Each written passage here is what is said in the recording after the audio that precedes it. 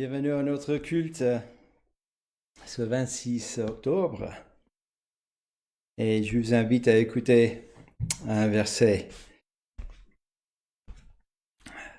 Car Dieu qui a dit « La lumière brillera du sein des ténèbres » a fait briller la lumière dans nos cœurs pour faire resplendir la connaissance de la gloire de Dieu sur la face de Christ. C'était 2 Corinthiens, chapitre 4, verset 6. Et je vous invite à courber avec moi dans la prière. Notre Dieu, nous te louons. Nous te louons pour cette occasion, encore une fois, de se réunir ensemble pour t'adorer, pour te louer. Toi qui es ce Dieu glorieux, ce Dieu qui est souverain, ce Dieu tout-puissant, qui a créé toutes choses. Et toi qui nous a créé, qui a créé tout l'univers avec toutes ces lumières. Nous voyons notre soleil, nous voyons les étoiles et tout. Mais tu te révèles dans ta parole que même toi-même et la lumière, tu l'avais créée, cette lumière, tu l'avais séparée des ténèbres. Et même si toi qui es cette lumière, qui est encore autre chose que les étoiles et le soleil, tu es cette lumière qui nous éclaire de qui tu es. Tu te révèles dans tes Écritures par cette proclamation de l'Évangile. Ton Fils qui est venu pour faire cette œuvre de substitution pour nous, des rebelles, des créatures qui ne veulent pas t'écouter, ne veulent pas t'obéir. Et cette lumière que tu nous envoies dans l'Évangile, en Jésus-Christ, c'est la lumière la plus précieuse, beaucoup plus que notre lumière qui brille en ce moment par le soleil. Parce que cette lumière de Christ révèle des choses éternelles. Combien tu es ce Dieu de grâce et de miséricorde qui a réservé un peuple d'être réservé, d'être dans la gloire éternellement avec toi. Oh notre Dieu, que tu nous donnes ton esprit pour comprendre ces choses. Donne-nous cette lumière spirituelle qui vient par elle, de voir toi qui tu es ce Dieu glorieux, ce Dieu qui a envoyé son Fils pour faire cette œuvre, ce Dieu qui a envoyé le Saint-Esprit après l'ascension de ton Fils, et que tu puisses nous ouvrir nos yeux à cette gloire divine qui est sur la face de Christ. Donne-nous cette lumière davantage. Et nous demandons pour ce culte que tu nous éclaires par la proclamation, la prédication de ta parole. Que tu nous donnes pour ce culte, pour cette journée et tous les jours qui viennent, si tu le veux, tous les jours jusqu'à ce jour de retour de Christ, où là, il vient avec ses yeux de flamme, avec cette face qui brille, comme nous dit dans le premier chapitre de l'Apocalypse. Il vient pour chercher son peuple, mais aussi pour juger le monde et de mettre le fin de cette règne de Satan ici, de rentrer un des nouveaux cieux, une nouvelle terre. Ces choses, nous te demandons en son nom. Amen. Et maintenant, je vous invite à ouvrir le recueil de cantiques pour le 74. On va chanter « Vers toi monte notre hommage, Fils de Dieu, puissant Sauveur, qui demeure d'âge en âge le refuge du pécheur. » Le numéro 74.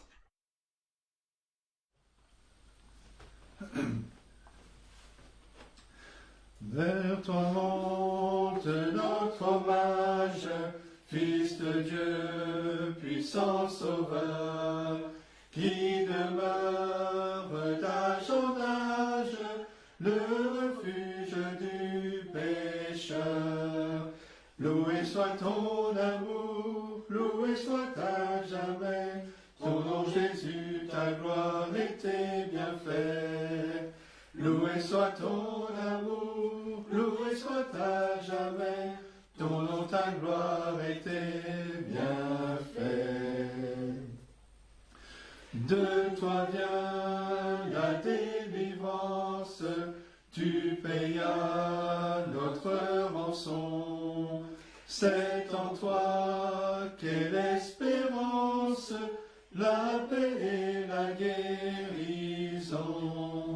Loué soit ton amour, loué soit à jamais, ton nom Jésus, ta gloire et tes bienfaits. Loué soit ton amour, loué soit à jamais, ton nom, ta gloire et tes bienfaits. Par ta divine parole, chaque jour tu nous instruis, et par l'Esprit qui console, sûrement tu nous conduis. Loué soit ton amour, loué soit à jamais, ton nom Jésus, ta gloire et tes bienfaits. Loué soit ton amour, loué soit à jamais, ton nom, ta gloire et tes bienfaits. Bientôt glorieuse attente, tu combleras tous nos vœux. Sur la nue étincelante, tu viendras à nous des cieux. Loué soit ton amour, loué soit à jamais, ton nom Jésus, ta gloire et tes bienfaits. Loué soit ton amour, loué soit à jamais, ton nom, ta gloire et tes bienfaits. Et je vous invite à ouvrir la parole de Dieu à la première page. Nous allons lire ces premiers versets de la Genèse. Et avec le verset que j'avais lu au début dans l'esprit, parce que c'est en quelque sorte une clé pour nous aider à voir que nous sommes impliqués aussi au premier verset de la Bible. Donc, Genèse chapitre 1, verset 1, « Au commencement, Dieu créa les cieux et la terre. La terre était informe et vide. Il y avait des ténèbres à la surface de l'abîme, et l'Esprit de Dieu se mouvait au-dessus des eaux. Dieu dit que la lumière soit, et la lumière fut. Dieu vit que la lumière était bonne, et Dieu sépara la lumière d'avec les ténèbres. Dieu appela la lumière jour, et il appela les ténèbres nuit. Ainsi, il y eut un soir, et il y eut un matin. Ce fut le premier jour. Et jusqu'à là, la lecture. Et donc, nous avons ici la révélation de Dieu, comment il a créé la terre, et aussi la lumière, toutes choses dans ces premiers chapitres de la Bible, mais aussi, selon le verset dans 2 Corinthiens, et ça peut nous enseigner aussi que nous sommes aussi une nouvelle création. C'est pas quelque chose un peu bien de nous que Dieu nous a convertis. Non.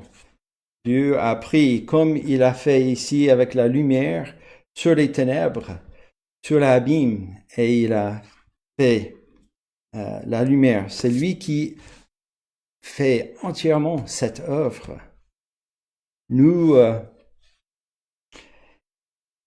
naturellement, notre condition, nous sommes dans les ténèbres. Nous n'avons aucune idée de cette lumière de Dieu, de cette vie spirituelle qu'il donne. Nous essayons d'organiser nos ténèbres, n'est-ce pas? Mais il y a toujours un vide. On peut tout avoir de l'extérieur organisé, mais il y a toujours un vide en nous. Et on a besoin de cette intervention de Dieu. Il dit que la lumière soit, et qui crée cette lumière dans nos cœurs, n'est-ce pas? Donc, je vous invite à chanter maintenant le 346.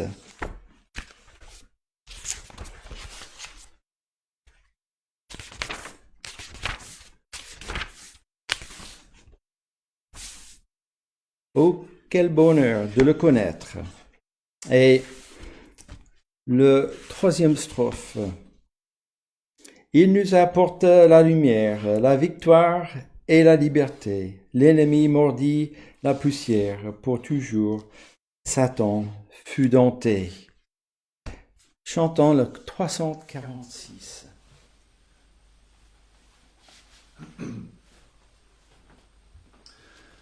Oh, quel bonheur de le connaître, l'ami qui ne saurait changer, de l'avoir ici bas pour maître, pour défenseur et pour berger.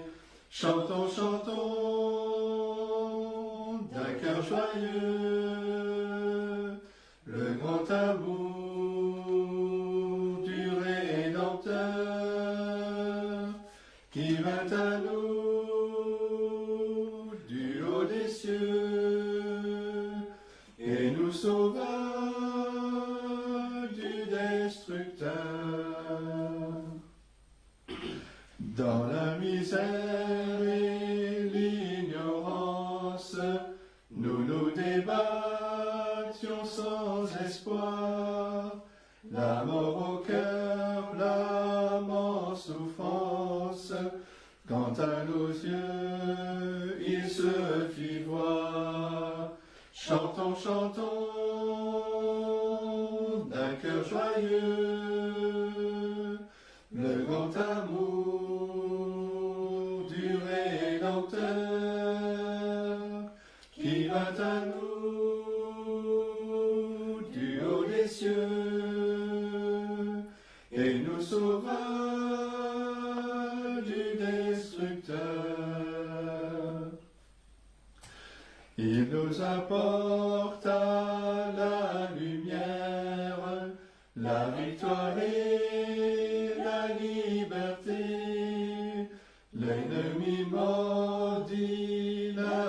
poussière, pour toujours Satan fut dompté. Chantons, chantons, d'un cœur joyeux, le grand amour du Rédempteur, qui vint à nous du haut des cieux, et nous sauva du destructeur. Vers l'avenir marchons sans crainte et sans souci du lendemain. Pas à pas nos pieds dans l'empreinte de ses pieds sur notre chemin. Chantons, chantons, d'un cœur joyeux, le grand amour du Rédempteur, qui vint à nous du haut des cieux, et nous sauva du destructeur. Et je vous invite à ouvrir la parole de Dieu de nouveau dans le Nouveau Testament, dans l'Évangile selon Luc. Luc chapitre 15. Et nous allons lire sa parabole de deux fils. Ça va être le vrai titre, n'est-ce pas, de ce parabole que Jésus raconte dans nos Bibles avec des petits titres qui ne sont pas inspirés. Je parle à partir de verset 11, là. Le fils perdu. Et c'est Charles Spurgeon qui nous a dit que ce titre, le fils perdu, le fils prodigue, nous a complètement changé notre façon de voir ce passage. Et c'est faux. Jésus parle de deux fils ici, pas un seul fils. Et que si nous regardons le contexte, au début du chapitre, Jésus, il parle des deux types de gens. Hein. Verset 1 de chapitre 15, tous les publicains et les gens de mauvaise vie s'approchaient de Jésus pour l'entendre. Voilà le premier groupe qui ressemble un peu ce fils cadet. Et aussi, il y avait les pharisiens et les scribes qui murmuraient. Donc, ils étaient là aussi. Ceux qui ressemblent un petit peu plus à ce deuxième fils, le fils aîné dans la parole de Jésus. Alors, lisons ce parabole.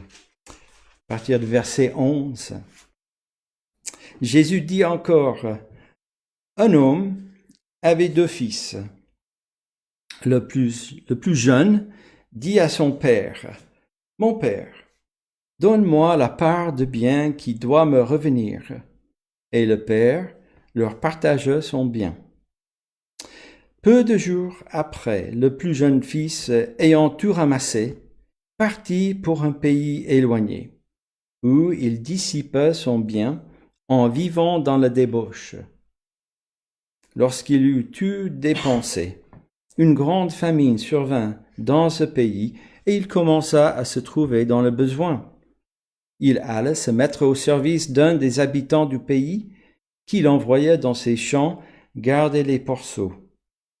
Il aurait bien voulu se rassasier des carouges que mangeaient les porceaux, mais personne ne lui en donnait. Étant rentré en lui-même, il dit, « Combien d'ouvriers chez mon père ont du pain en abondance, et moi, ici, je meurs de faim. Je me leverai, j'irai vers mon père, et je lui dirai, « Mon père, j'ai péché contre le ciel et contre toi. Je ne suis plus digne d'être appelé ton fils. Traite-moi comme l'un de tes ouvriers. » Et il se leva et alla vers son père. Comme il était encore loin, son père le vit et fut ému de compassion. Il courut, se jetait à son cou et l'embrassa. Le fils lui dit, « Mon père, j'ai péché contre le ciel et contre toi. Je ne suis plus digne d'être appelé ton fils. » Mais le père dit à ses serviteurs, « Apportez vite la plus belle robe et revêtez-le. Mettez-lui un agneau au doigt et des souliers aux pieds. Amenez le veau gras et tuez-le. Mangeons et réjouissons-nous, car mon fils que voici était mort et il est revenu à la vie. Il était perdu et il est retrouvé. » Et ils commencèrent à se réjouir. Or, le fils aîné était dans les champs. Lorsqu'il revint et approche de la maison, il entendit la musique et les danses. Il appela un des serviteurs et lui demanda ce que c'était. Ce serviteur lui dit, « Ton frère est de retour et ton père a tué le veau gras parce qu'il a retrouvé en bonne santé. » Verset 28, il se mit en colère et ne voulut pas entrer. Mais il répondit à son père, « Voici, il y a tant d'années que je te sers sans avoir jamais transgressé tes ordres, et jamais tu ne m'as donné un chevreau pour que je me réjouisse avec mes amis. Et quand ton fils est arrivé, celui qui a mangé ton bien avec des prostituées, c'est pour lui que tu as tué le veau gras. » « Mon enfant, lui dit le père, tu es toujours avec moi, et tout ce que j'ai est à toi. Mais il fallait bien s'égayer et se réjouir, parce que ton frère, que voici était mort, et qu'il est revenu à la vie, parce qu'il était perdu, et qu'il est retrouvé. » Et jusqu'à là, la lecture, on en parle de Dieu. Et nous voyons ces deux fils, et bien sûr le père, qui, dans ce parole, qui représente Dieu lui-même. Et nous voyons bien ce verset 28, le fils aîné, il était en colère, il ne voulait pas entrer. Il avait ses propres justices, n'est-ce pas? Il a obéi, il disait au père, il faisait travailler et gagner son salaire. Et disait son père n'a jamais rien fait pour lui. Le problème, c'est que il voulait pas entrer parce qu'il avait cette justice de soi-même, n'est-ce pas? Et par rapport le fils cadet qui n'avait plus rien, qui voyait ses péchés, ses fautes. Et donc, voilà, l'histoire se termine. À ce moment-là, où le père dit au fils aîné, tu étais toujours avec moi. Mais en fait, il n'était pas considéré comme son père. C'est quelqu'un qui suivait ses ordres, mais qui en fait pensait que c'était pas juste ce que le père faisait. C'est un peu, voilà, les religieux les pharisiens que Jésus parlait. Et c'est que non seulement le religieux avec ses propres justices, il veut pas rentrer dans la grâce et la miséricorde du Père, mais c'est qu'il ne peut pas. Il ne peut pas. Aucune chose de bon, même pas une seule poil de quelque chose de lui. Il peut pas entrer. Non. Le Père doit montrer ça à lui que il était toujours avec lui, mais c'était pas ses œuvres. Et voilà cette histoire qui se termine. On ne sait pas s'il est entré, mais il ne peut pas Donc il a sa propre justice, n'est-ce pas? De cette fête, de cette grande joie de retrouver ce fils qui était mort et qui était revenu. Alors, je vous invite maintenant à chanter le 238. Bien sûr, la question, c'est « Nous sommes lequel des deux fils ?» N'est-ce pas?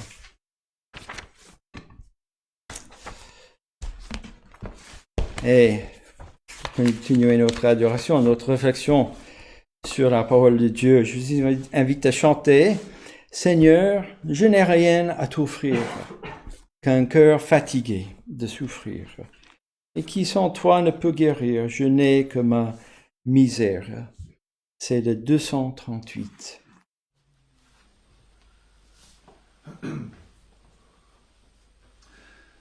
Seigneur, je n'ai rien à t'offrir qu'un cœur fatigué de souffrir et qui sans toi ne peut guérir. Je n'ai que ma misère.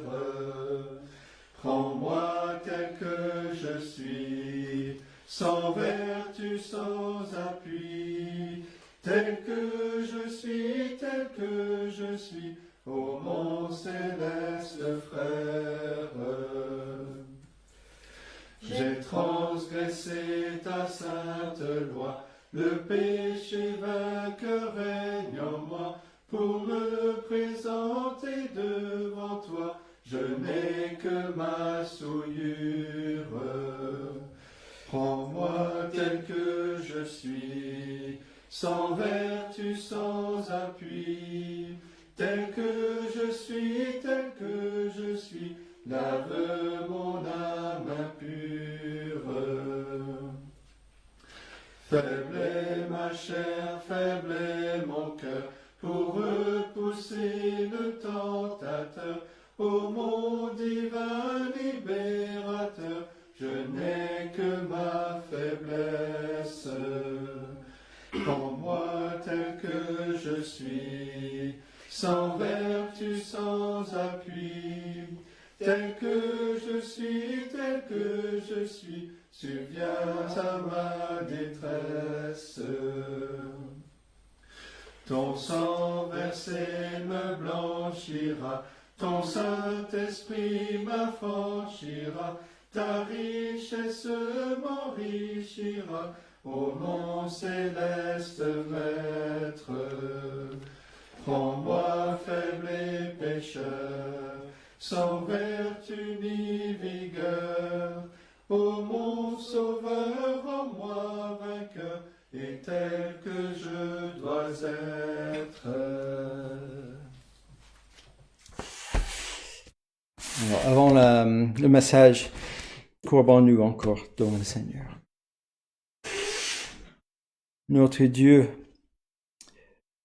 nous venons au moment où nous mettons à l'écoute de la prédication de ta parole pour être instruits, consolés de façon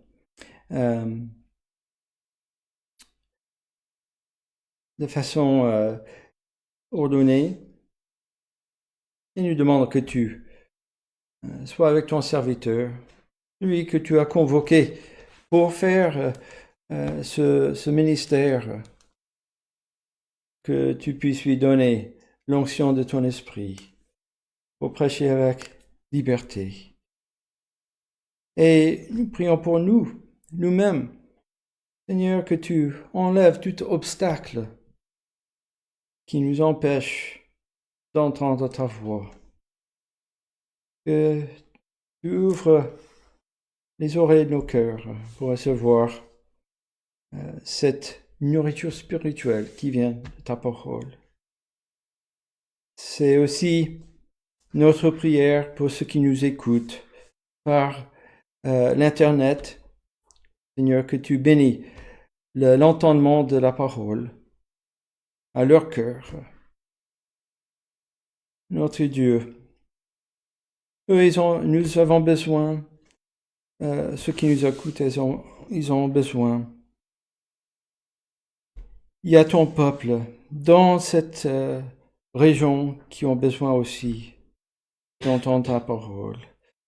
Dans ce pays, ceux que tu as connus d'avance, avant la fondation de ce monde que tu dis en Éphésiens, qu'ils puissent entendre la proclamation de l'Évangile, d'être sauvés de ta colère par la justice de Christ seulement, parce que c'est lui qui a obéi tes commandements, qui a fait cette œuvre de salut, et c'est le seul que tu acceptes. En lui, nous te demandons toutes ces choses. Que tu sois avec ceux qui prêchent l'Évangile partout, aujourd'hui, sur cette terre, non seulement ici en Europe, mais sur tous les continents. Que tu bénis la prédication de ta parole aujourd'hui. Nous demandons en Jésus-Christ. Amen. Chantons le 205. Le Seigneur s'incline.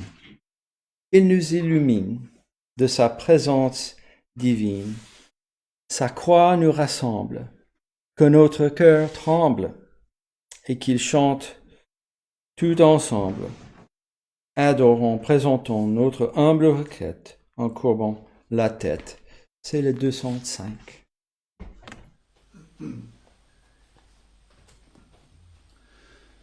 Le Seigneur s'incline, il nous illumine de sa présence divine. Sa croix nous rassemble, que notre cœur tremble et qu'il chante tout ensemble. Adorons, présentons notre humble requête en courbant la tête. De toute œuvre vaine, frivole ou mondaine, nous nous détachons sans peine. Toi seul nous renflamme, nos cœurs et nos âmes sont à toi, tu les réclames. Nos désirs, nos plaisirs, prends tout de cette heure, qu'à toi tout demeure. Seigneur riche en grâce, prends toute la place, devant toi que tout s'efface. Remplis nos mains vides, nos cœurs sont avides, qu'enfin toi seul y résides. Comble-nous à genoux, nous cherchons sans feinte ta présence sainte. Nous voulons te plaire, viens et daigne faire de nos cœurs ton sanctuaire. Rends nos âmes pures, lave nos souillures par le sang de tes blessures. Nous t'aimons, nous voulons avec allégresse te servir sans cesse.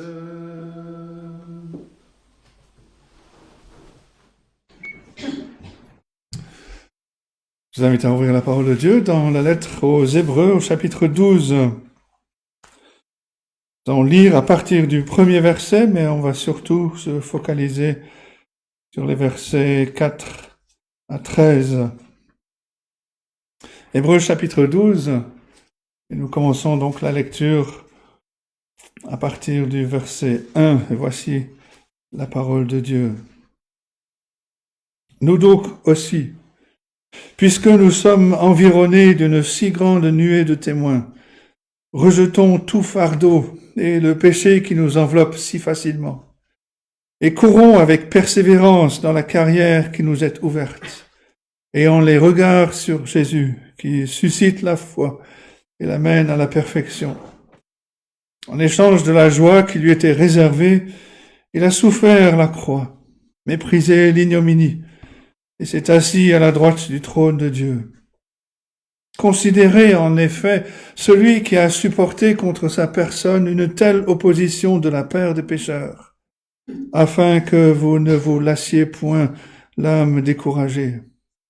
Vous n'avez pas encore résisté jusqu'au sang en luttant contre le péché. Et vous avez oublié l'exhortation qui vous est adressée comme à des fils. Mon fils, ne méprise pas le châtiment du Seigneur, et ne perds pas courage lorsqu'il te reprend. Car le Seigneur châtie celui qu'il aime, il frappe de la verge tous ceux qu'il reconnaît pour ses fils. Supportez le châtiment. C'est comme des fils que Dieu vous traite. Car quel est le fils qu'un père ne châtie pas? Mais si vous êtes exempts du châtiment auquel tous ont part, vous êtes donc des enfants illégitimes et non des fils. D'ailleurs, puisque nos pères selon la chair nous ont châtiés et que nous les avons respectés, ne devons-nous pas à bien plus forte raison nous soumettre au Père des esprits pour avoir la vie? Nos pères nous châtiaient pour peu de jours, comme ils le trouvaient bon.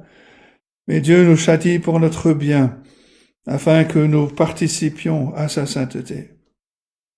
Il est vrai que tout châtiment semble d'abord un sujet de tristesse et non de joie.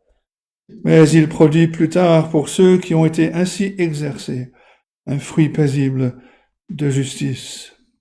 Fortifiez donc vos mains languissantes et vos genoux affaiblis, et suivez avec vos pieds des voies droites, afin que ce qui est boiteux ne dévie pas, mais plutôt se raffermisse. Et c'est la parole de Dieu. Quelqu'un a dit qu'on pouvait comparer ces versets à un phare maritime. Dans la journée, la lumière du phare ne se démarque pas très bien, et l'auteur donne un enseignement qu'on ne remarque pas beaucoup quand le soleil brille. Mais dès que la nuit vient, dès que les tempêtes commencent à souffler contre nous, ce phare éclate soudainement d'une lumière qui est essentielle pour trouver notre chemin. Et ces versets sont comme ça, parce qu'ils parlent de la discipline de Dieu. Ils nous disent que Dieu châtie, que Dieu exerce, que Dieu forme ses enfants à travers les difficultés, à travers les épreuves de la vie. C'est un sujet dont on se soucie peu quand Dieu ne semble pas agir, mais quand sa main de discipline tombe sur nous, on a grandement besoin de l'encouragement, de l'instruction que l'auteur donne ici. Et on a déjà vu que l'auteur a un cœur de pasteur, et on a la préoccupation d'un pasteur ici. Il craint que ses lecteurs ne parviennent pas à comprendre, à réfléchir correctement au sujet des difficultés qu'ils pouvaient rencontrer. Et son but principal dans cette lettre est d'exhorter les croyants, de nous exhorter, nous qui sommes unis à Christ, à être fermes, à persévérer, à garder la foi. Il le rappelle, et on l'a vu la dernière fois, qu'ils n'ont pas encore souffert autant que le Seigneur Jésus-Christ, ni même autant que les martyrs qui ont souffert pour leur foi. Verset 4, vous n'avez pas encore résisté jusqu'au sang en luttant contre le péché. Et on a noté que leur lutte est contre le péché, ce n'est pas contre les persécuteurs romains, ce n'est pas non plus contre la communauté religieuse qui les affligeait. On a vu la dernière fois que l'auteur compare la vie chrétienne comme une course que l'on doit mener avec persévérance et ensuite comme un combat de boxe. Tous deux pris bien sûr des sports grecs de l'époque, et ce combat de boxe où on lutte contre notre adversaire, contre le péché. Et ensuite l'auteur passe rapidement à sa préoccupation principale, et cette préoccupation principale, c'est que ses lecteurs, c'est que nous-mêmes encore aujourd'hui, nous ne tirions pas la mauvaise conclusion quand nous traversons des épreuves. Parce qu'il est facile pour nous de penser que on est en dehors de la faveur de Dieu quand les circonstances se retournent contre nous. Et il n'y a rien de plus périlleux au milieu des épreuves que de conclure que Dieu nous a oubliés, ou pire, qu'il nous a trahis. Et donc le verset 5 commence avec cette déclaration qui est sans doute destinée plutôt comme une question. Vous avez oublié, ou avez-vous oublié l'exhortation qui vous est adressée comme à des fils? Donc bien sûr, s'appuie sur l'Ancien Testament, il s'appuie sur le Proverbe chapitre 3, versets 11 et 12, qui disent « Mon fils, ne méprise pas la correction de l'Éternel, ne t'effraie point de ses châtiments, car l'Éternel châtie celui qu'il aime, comme un père l'enfant qu'il chérit. » Et les lecteurs devraient comprendre cela, devaient ne pas perdre courage quand Dieu les fait passer par l'affliction. Ce que l'auteur veut enseigner à ses lecteurs, ce qu'il veut nous enseigner, c'est que lorsque nous traversons des épreuves, cela ne veut pas dire que Dieu est incapable de nous protéger. Non, Dieu peut nous préserver. Il est souverain dans tous les aspects de la vie. Le Seigneur Jésus-Christ lui-même l'a dit, notamment en Matthieu 10, versets 29 et 30. « Ne vantons pas 2 passereaux pour un sou. Cependant, il n'en tombe pas un à terre sans la volonté de votre Père. Même vos cheveux sont tous comptés. » Et par conséquent, quand on traverse des épreuves, cela veut dire que Dieu les a permises, qu'il les a ordonnées. Et l'auteur donc nous amène à l'enseignement important, à savoir, verset 6, que le Seigneur châtie celui qu'il aime. Et il frappe de la verge tous ceux qu'il reconnaît pour ses fils. La discipline divine est un signe de filiation. S'adresse à tous les croyants, hommes et femmes. Il parle de notre adoption dans la famille de Dieu. Et c'est le premier point, la discipline et la correction paternelle de Dieu qui est notre Père. Il pose au verset 7 la question, quel est le fils qu'un père ne châtie pas? Et au verset 8, il continue, mais si vous êtes exempts du châtiment auquel tous ont part, vous êtes donc des enfants illégitimes et non des fils. Dans le monde de l'époque, la discipline était la prérogative, mais aussi le devoir d'un père. Quand un enfant n'était pas discipliné par son père, c'était pas un signe de faveur. C'était plutôt un signe de désintérêt, voire même un signe de rejet. L'amour paternel et la discipline vont de pair. Et la prise de conscience, cette prise de conscience devrait transformer la façon dont on pense, dont on conçoit, dont on comprend nos épreuves. L'auteur nous dit 2 choses que Dieu fait pour nous élever, nous éduquer correctement. Il commence par la discipline paternelle. Et le mot grec qui est utilisé fait référence à l'enfant, c'est-à-dire il parle de l'éducation d'un enfant.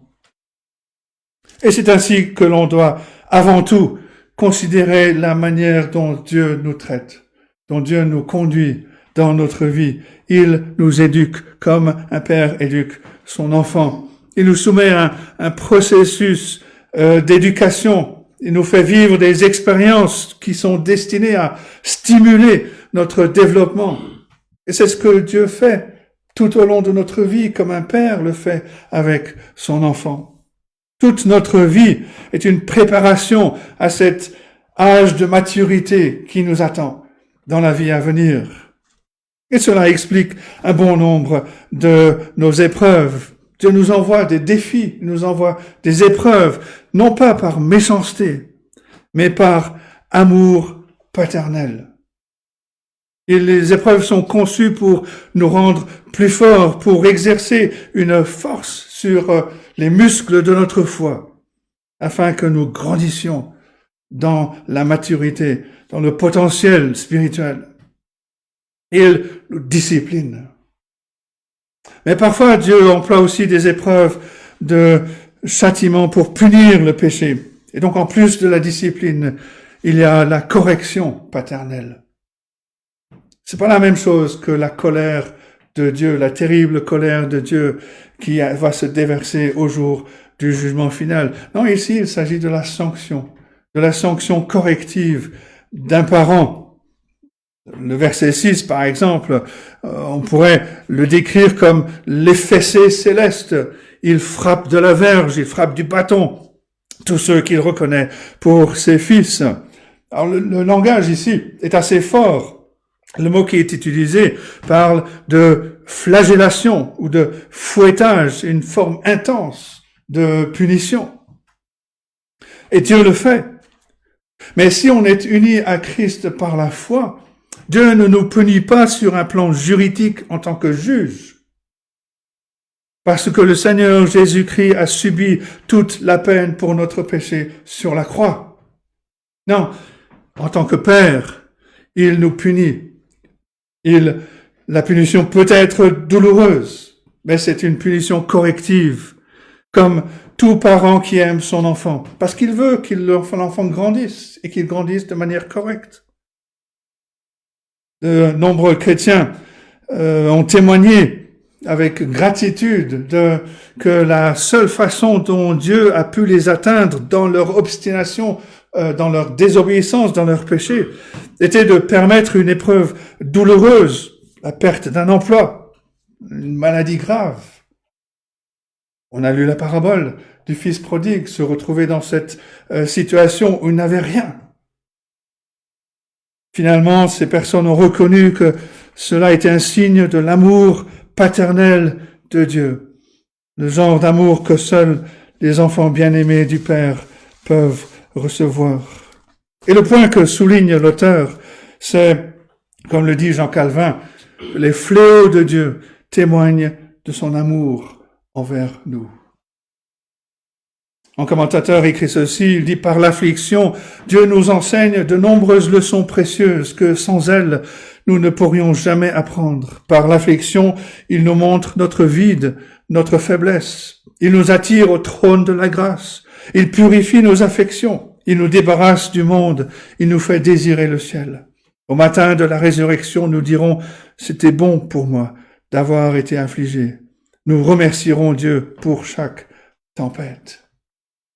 Et tout croyant expérimenté qui a des années d'expérience dans la vie chrétienne sait qu'on a besoin de ce genre d'entraînement, ce genre de discipline, parce que sans anxiété, sans peur, sans même une perte, on peut oublier Dieu. Si on est laissé à nous-mêmes, on peut rapidement prendre nos aises avec le monde et même avec le péché. Dans son livre « Connaître Dieu », Packer écrit dans ce chapitre qu'il a intitulé « Ces luttes intérieures », il dit ceci, « C'est ce qui, en dernière analyse, explique pourquoi Dieu parsème notre vie de toutes sortes de difficultés et de points d'interrogation, pour nous apprendre à nous attacher fermement à lui. » Si la Bible nous rappelle si fréquemment que Dieu est un rocher inébranlable, un puissant rempart, un sûr refuge, un appui pour le faible, c'est parce que Dieu veut nous faire comprendre que nous sommes faibles, tant au point de vue mental que moral, et que nous ne devons pas nous fier à nous-mêmes pour trouver ou pour suivre le bon chemin. Dieu veut que nous prenions conscience de la difficulté, de l'incertitude du chemin de la vie, pour que nous puissions apprendre à nous appuyer sur lui avec reconnaissance. Il intervient donc dans le déroulement de notre vie pour nous faire perdre confiance en nous et prendre confiance en lui. Et quelle différence cela fait que Dieu nous considère comme ses propres enfants. Si nous sommes unis à Christ, de savoir que Dieu est un Père pour nous, qui nous a adoptés dans sa famille. Dans les termes du monde antique, Dieu se rapporte à nous spécifiquement comme un père se rapportait à ses fils, c'est-à-dire à ceux qui allaient hériter de lui, ceux qui allaient le représenter, ceux qui allaient porter son nom. Le cœur même de Dieu est lié au nôtre. Nous sommes la prunelle de ses yeux. Et cela devrait certainement être la nouvelle la plus réjouissante, même si elle s'accompagne d'épreuves par lesquelles Dieu nous élève, nous éduque, nous fait avancer.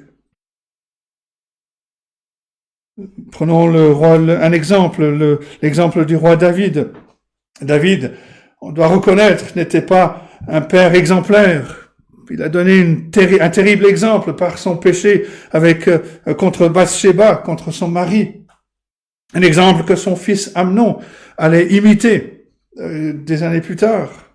Il ne semble pas que David ait passé beaucoup de temps à discipliner ses enfants, peut-être parce qu'il avait perdu sa crédibilité en tant que modèle. Le résultat a été que ses enfants ont grandi pour devenir un véritable nid de vipères. Malgré le mauvais exemple que David a donné dans l'éducation de ses enfants, il est clair qu'il les aimait. Même le fils qu'il a trahi n'a jamais cessé d'être aimé par David. Et l'un de ses fils, Absalom, qui s'est rebellé contre le règne de David, a été contraint. Cela a contraint David à l'affronter au combat. La révolte d'Absalom menaçait gravement le royaume de David, mettait la vie de David en danger. Tout ce pourquoi David avait travaillé était en jeu. Et cela a amené cette bataille contre son propre fils et son armée. Il se rappelait de l'histoire, alors que la journée s'avance. Des nouvelles sont arrivées du front, indiquant que la bataille était gagnée, que le fils usurpateur était tombé. Et David, lorsqu'il a entendu la nouvelle, est monté dans une pièce, il a pleuré, « Mon fils Absalom, que ne suis-je pas mort à ta place? Que ne suis-je mort à ta place? Absalom, mon fils, mon fils. » Et au grand désarroi des généraux de son armée, David n'a ressenti aucune joie dans la victoire. Seulement des remords pour son fils rebelle qui était tombé. Et si ceux que David ressentait pour un fils qu'il n'avait pas eu le temps d'élever correctement, imaginez combien Dieu doit prendre soin de chacun de nous. Ces petits-enfants bien-aimés, ceux qu'il élève, qu'il éduque, qu'il discipline avec tant de soin. N'est-ce pas la plus grande de toutes les nouvelles, que Dieu nous aime en Christ, comme ses fils, comme ses enfants? Et combien cela devrait nous motiver à accepter, à tirer profit de la discipline que Dieu dispense avec tant d'amour comme un père envers ses enfants. Et cela donc nous amène au deuxième point, comment endurer la discipline. Il y a plusieurs façons de réagir à la discipline quand elle se manifeste dans des circonstances difficiles. L'une des réponses, c'est la réponse du stoïque. Il cherche à accepter avec une certaine amertume ce qu'il ne peut pas éviter. Une telle personne réagit avec une résignation, sans gratitude, cherchant simplement à en finir avec cette lutte. Et il semble que cela était une des préoccupations de l'auteur. Il dit au début du verset 5, « Mon fils, ne méprise pas. Ne méprise pas le châtiment du Seigneur. » Une telle personne stoïque ne voit aucun sens à l'épreuve. Elle cherche donc à ne tirer aucune leçon. Elle veut juste simplement traverser la tempête pour voir des jours meilleurs, des jours plus ensoleillés. D'autres personnes vont réagir par l'apitoiement sur soi-même et la colère. On a tous entendu une personne nous dire « Mais qu'est-ce que j'ai fait pour mériter ça ?» On a peut-être dit nous-mêmes. Qu'est-ce que j'ai fait pour mériter cela? Il semble que c'est aussi une préoccupation de l'auteur, puisqu'il dit dans la deuxième partie du verset 5, « Ne perds pas courage lorsqu'il te reprend. Ne perds pas courage lorsqu'il te reprend. » Certains croyants manifestent une joie abondante quand Dieu leur accorde des bienfaits temporels. Mais ils sombrent rapidement dans un ressentiment boudeur quand Dieu les bénit en les faisant passer par des épreuves. Ces personnes ne feront jamais de grands progrès parce qu'ils échouent à réaliser que les épreuves font partie intégrante de la vie chrétienne, qu'elles sont un signe non pas de la négligence de Dieu, mais plutôt de son implication paternelle en tant que Père qui prend soin de ses enfants. L'affliction, l'épreuve, est un signe que nous sommes des enfants, que notre conduite est importante. Mais cela conduit à un troisième type de réponse, celle que l'auteur recommande dans le verset 7. Supporter le châtiment. C'est comme des fils que Dieu vous traite, car quel est le fils qu'un père ne châtie pas? Et le but ici est de voir le sens de nos épreuves. Il peut y avoir plusieurs raisons à nos souffrances. Il y en a toujours une qui est certaine. Dieu nous forme. Dieu nous forme à la piété. C'est une discipline productive que nous traversons. C'est ce que l'apôtre Pierre, par exemple, dit dans sa première lettre, chapitre 1, versets 6 et 7. C'est là ce qui fait votre joie, quoique maintenant, puisqu'il le faut, vous soyez attristés pour un peu de temps par diverses épreuves, afin que l'épreuve de votre foi, plus précieuse que l'or périssable, qui cependant est éprouvée par le feu, ait pour résultat la louange, la gloire et l'honneur, lorsque Jésus-Christ apparaîtra. 1 Pierre 1, versets 6 et 7. Et dans le même ordre d'idées, Jacques, tout à fait sérieux quand il écrit, Jacques 1, versets 2 et 3, « Mes frères, regardez comme un sujet de joie complète les diverses épreuves auxquelles vous pouvez être exposés, sachant que l'épreuve de votre foi produit la patience. » Puis au verset 12, « Heureux l'homme qui supporte patiemment la tentation, car après avoir été éprouvé, il recevra la couronne de vie que le Seigneur a promise à ceux qui l'aiment. » Jacques 1, 2, 3 et 12. Notre passage a commencé avec la crainte de l'inquiétude d'un pasteur qui craint que son troupeau souffrant ne tire pas des conclusions erronées de ses épreuves. Et ensuite, il passe à une comparaison. Il argumente du plus petit au plus grand, en comparant la discipline de nos pères terrestres à celle de notre Père céleste. La comparaison entre pères. Le verset 9 compare le Père de notre chair au Père de notre esprit, notre Père terrestre à notre Père céleste. L'expérience montre que les parents gagnent en respect quand ils s'impliquent dans la vie de leurs enfants, quand ils fixent des limites claires, qu'ils les font respecter avec une discipline. Les parents qui cherchent à gagner l'affection de leurs enfants en les traitant comme des amis, en leur donnant tout ce qu'ils veulent, en négligeant la discipline, non seulement manquent à leur devoir, mais ils suscitent le mépris au lieu de l'admiration.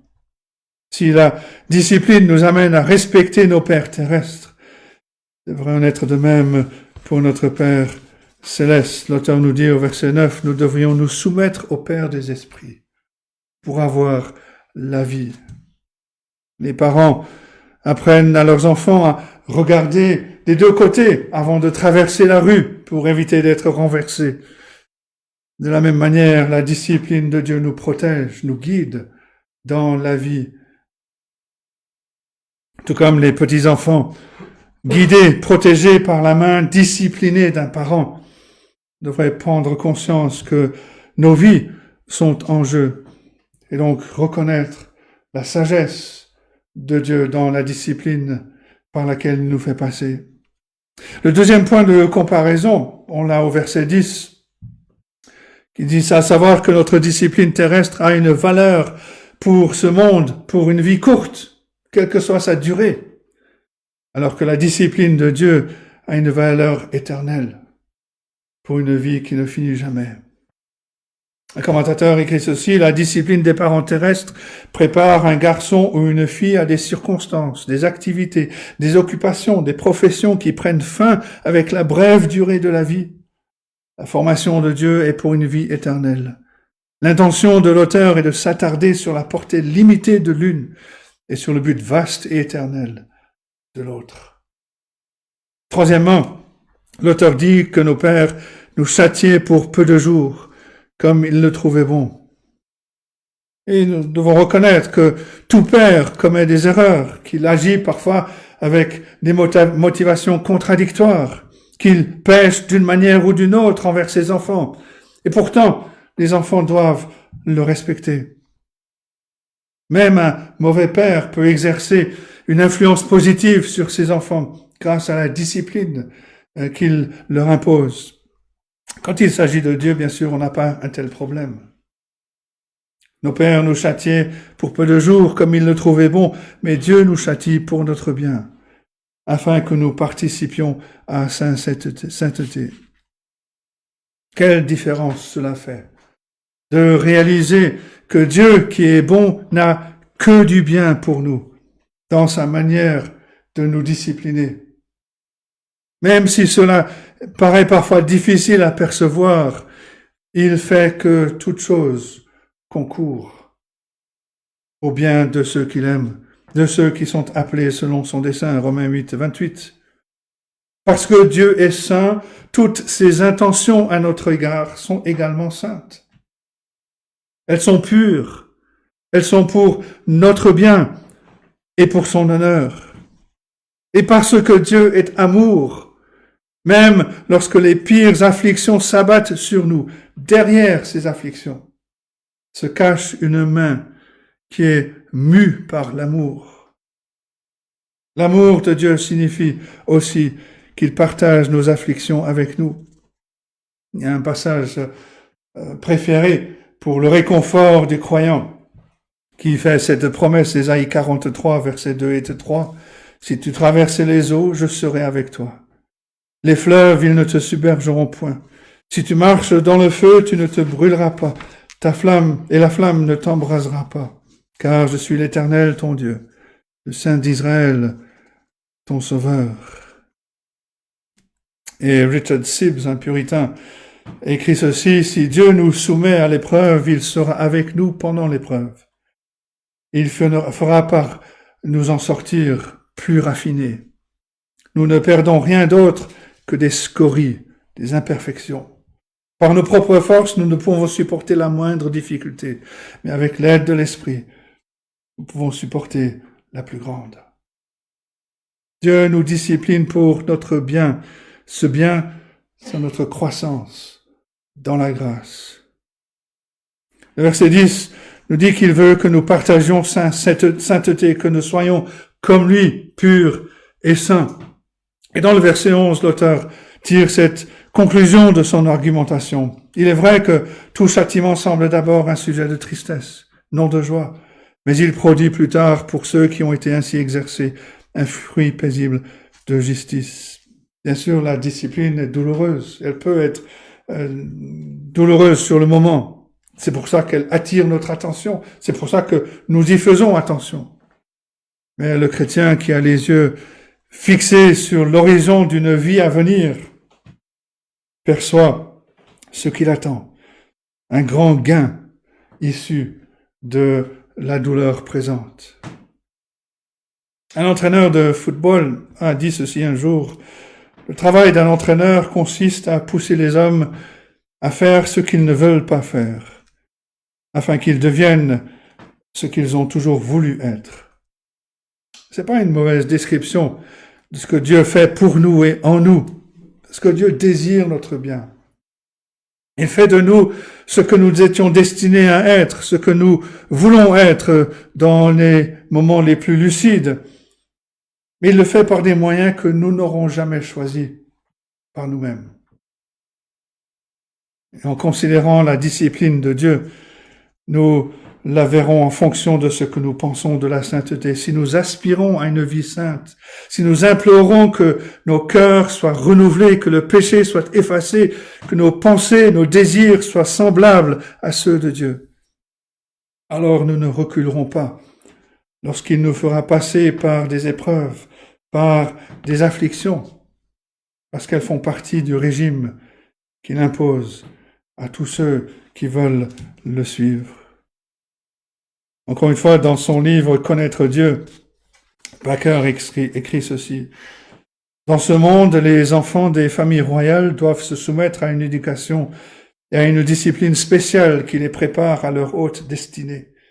Les autres enfants, eux, y échappent. Il en va de même pour les enfants du roi des rois. Pour comprendre sa façon d'agir envers eux, il faut se souvenir que tout au long de leur vie, il les prépare, les forme, les cisèle à l'image de Christ. Ce ciselage est parfois douloureux, la discipline parfois pénible. L'Écriture nous rappelle que le Seigneur châtie celui qu'il aime. Il frappe de la verge tous ceux qu'il reconnaît pour ses fils. Alors que dire pour terminer?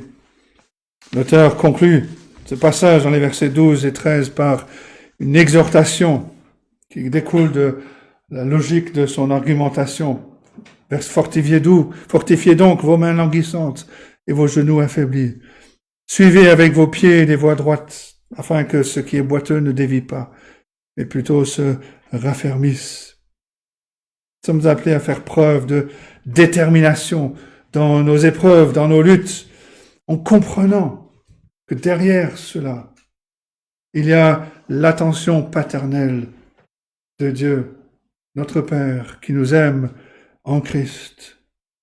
Le verset 12 emprunte ces mots à Ésaïe 35, verset 3, « Fortifiez les mains languissantes et affermis les genoux qui chancellent comme des coureurs qui voient la ligne d'arrivée devant eux au bout d'une très longue course, au bout d'un marathon. » Nous devons prendre courage, lever nos jambes pour courir jusqu'au bout. Et le verset 13 fait écho aux paroles du Proverbe 4, nous exhortant à suivre des chemins droits, sans dévier ni à droite ni à gauche. Ça nous rappelle bien sûr l'enseignement du Seigneur Jésus-Christ lui-même, selon lequel la voie droite, la voie large, qui est suivie par beaucoup, mène à la destruction, et le chemin étroit, celui qui consiste à se détourner du péché, mène à la vie. Et le verset 13 se termine par un rappel que notre exemple a une influence sur les autres, en particulier en aidant ou en entravant ceux qui sont faibles dans la foi. Et face à ces défis qui se présentent à nous, on ne devrait certainement pas avoir de ressentiment pour les reproches que Dieu nous adresse à travers les Écritures ou à travers d'autres frères et sœurs, ni envers les épreuves qu'il nous impose par des circonstances difficiles. Au contraire, on devrait les accueillir avec reconnaissance et venir dans la repentance, rechercher la grâce de Dieu pour avancer. Il œuvre pour notre bien, afin que nous puissions partager sa sainteté. Et plus important encore, et c'est certainement le point central de ce passage, quelle différence cela fait de connaître l'amour de Dieu comme l'amour d'un père, et de connaître cet amour avec certitude. Nous sommes les enfants de Dieu en Jésus-Christ, par notre union avec Christ, par la foi en Christ. À tous ceux qui l'ont reçu, nous dit Jean 1, verset 12, à ceux qui croient en son nom, il a donné le pouvoir de devenir enfant de Dieu. D'une part, cela signifie que celui ou celle qui ne s'est pas tourné vers Dieu par la foi en Christ n'est pas son enfant. Il n'a pas le réconfort de savoir que ses épreuves sont régies par l'amour d'un Père, de Dieu, d'un Père bienveillant. Si on ne se tourne pas vers le Seigneur Jésus-Christ dans la repentance et la foi, la colère de Dieu demeure toujours sur cette personne. Elle est éloignée de l'amour. Elle ne connaît pas cet amour que Dieu le Père donne et manifeste envers ses enfants. Ces épreuves sont le fruit amer de ses propres péchés, mais aussi des péchés des autres, sans aucun but. Celui qui vient à la repentance et la foi en Jésus-Christ, il peut fixer les regards sur le Seigneur Jésus-Christ, maintenant au ciel glorifié, et voir que Dieu, dans son amour, a envoyé un Sauveur pour mourir pour nos péchés. Pour le Seigneur Jésus-Christ, la croix a précédé la couronne. Et bien que sa croix ait effacé nos péchés une fois pour toutes, son parcours, qui est marqué par l'épreuve avant la gloire, sera également notre parcours pour nous qui le suivons. Dieu nous châtie. Il nous discipline pour notre bien, afin que nous participions à sa sainteté. Que Dieu donc nous aide à méditer sur ces choses, qu'il nous aide à voir l'amour de Dieu notre Père dans tout ce qu'il nous fait traverser, qu'il nous aide à comprendre que sa discipline a un but, qu'il nous aide à l'accepter, qu'il nous aide à avancer, à ne pas être déstabilisé ou perdre courage, mais à avancer en regardant vers celui qui nous a précédés, celui qui est maintenant dans la présence de son Père et qui un jour prendra son peuple avec lui pour l'éternité. Que Dieu donc nous aide à méditer ces choses et qu'il bénisse sa parole à nos cœurs. Amen.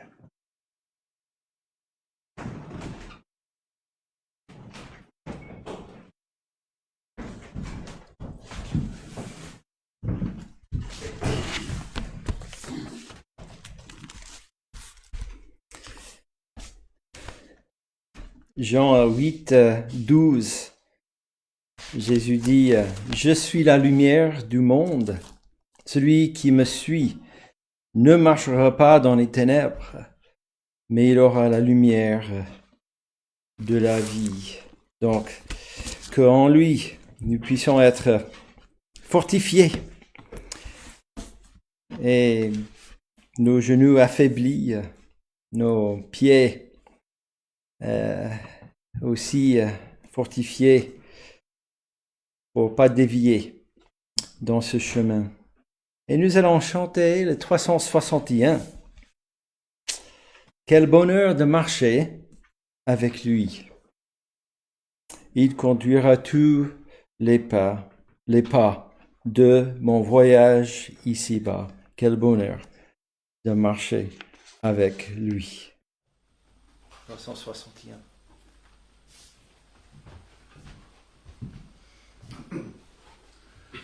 Quel bonheur de marcher avec lui. Quel bonheur de marcher avec lui. Il conduira tous les pas de nos voyages ici-bas. Quel bonheur de marcher avec lui. Quel bonheur d'avoir un tel sauveur. Quel bonheur d'avoir un tel sauveur. Il me garde dans sa main, me conduit dans son chemin. Quel bonheur d'avoir un tel sauveur. Quel bonheur de pouvoir le servir. Quel bonheur de pouvoir le servir. Il est fidèle et puissant, son cœur toujours me comprend. Quel bonheur de pouvoir le servir. Ainsi, ça s'achève notre culte pour ceux qui nous écoutent par Internet. Donc, nous vous souhaitons un bon dimanche et une bonne semaine.